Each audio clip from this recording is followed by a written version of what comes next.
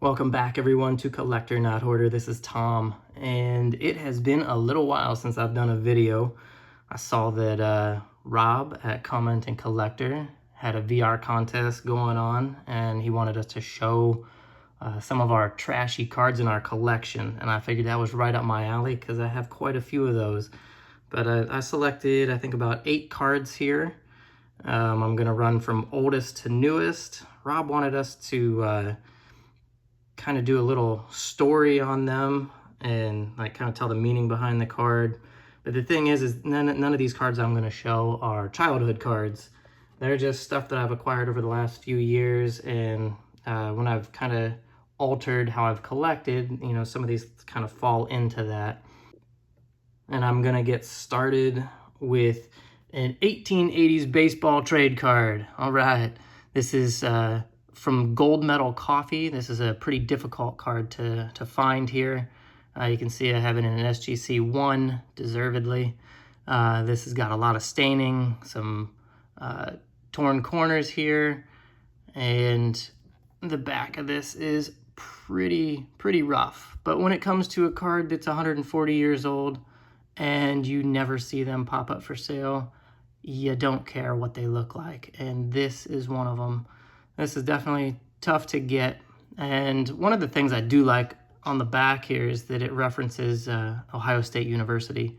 So me being from Ohio, I love that it had that reference on there. But what it was a professor from Ohio State did a analysis of several different coffees and put his findings on the back of the card here. But this comes from a set. There's a handful of them that come from this set. I forget exactly how many there are, but I think in the last couple of years I've been collecting these. I think this one and maybe one other one have been the only 2 that I've ever seen pop up for sale. But this is definitely a cool one and pretty trashy. And speaking of trashy and cool and old, we're going with the 1888 Duke & Sons, Benjamin Franklin. So I've shown this one in one of my more recent videos for my SGC reveal. You can see this baby's got creases all through it. You know, luckily that crease isn't going through his face, so, you know, it really does help out the eye appeal on the front, seeing that the creases kind of avoid his face. But on the back, it's got everything you want to see for a trashy card. Creases, staining, maybe a little bit of paper loss, rounded corners.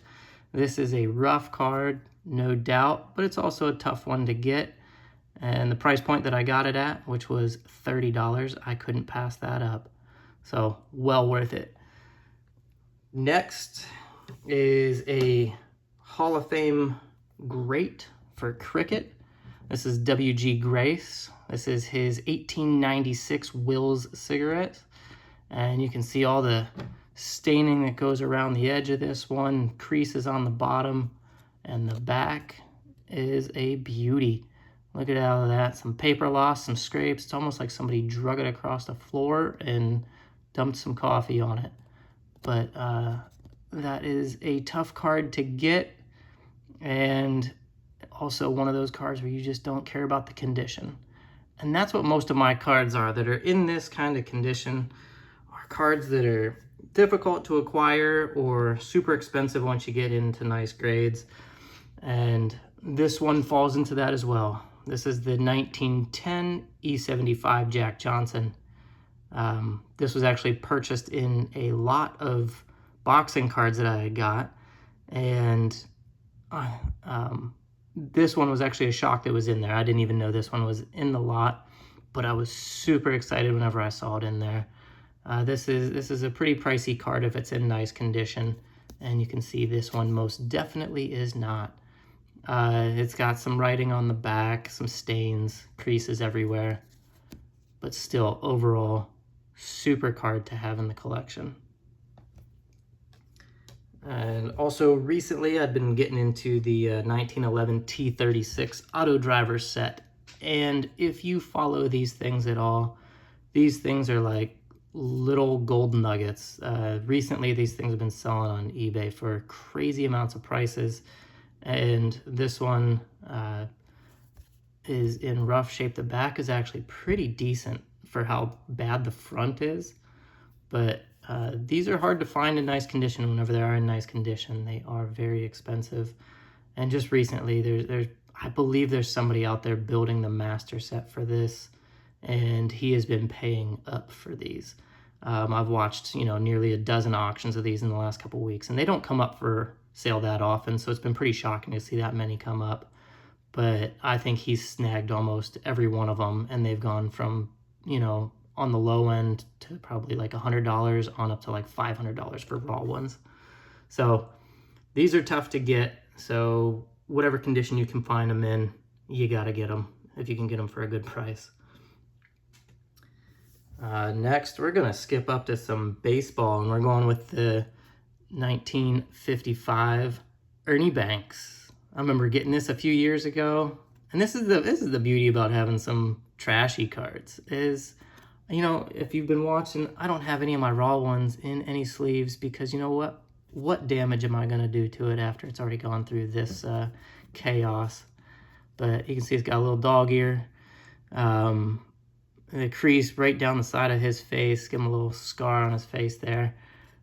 Creasing in the corners everywhere. I mean, off center. This thing is definitely trashy, but super cool card. I'm not going to own his rookie card. This is the next best thing, and I think I picked this up for $5 at one point. So this was definitely a fun one to add in poor condition.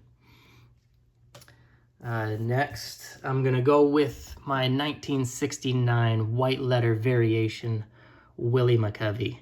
This one's heavily creased, pretty good ding and tear on the side here.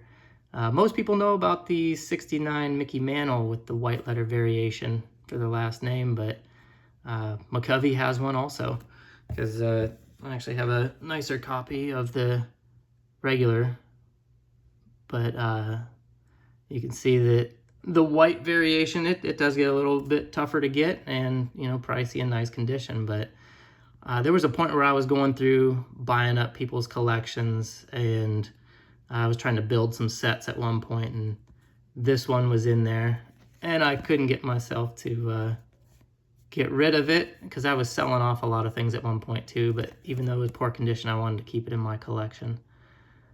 But there's that one, and then last up is the 1973 Roberto Clemente. And this is a very cool card. And you can see it's got kind of a diamond cut to it, or it's trimmed, but I think it's got a diamond cut. But it was one of the early Clemente cards I picked up years ago just because it was so affordable and I wanted to start picking up Clemente stuff. But the back, way off center, creases all over, dinged up corners, rough condition. It almost looks like it was like, I don't know, water damage to it or something. But it's got fading, but everything you want in a trashy card of a good player is it. But I do have a nicer copy of that. I have that in a PSA 5 though. Beautiful card. I love it. One of my favorites. But that is all. So there's my trashy cards for you, Rob. Congrats again, man. And don't forget, there's a fine line between a collector and a hoarder. Which one are you?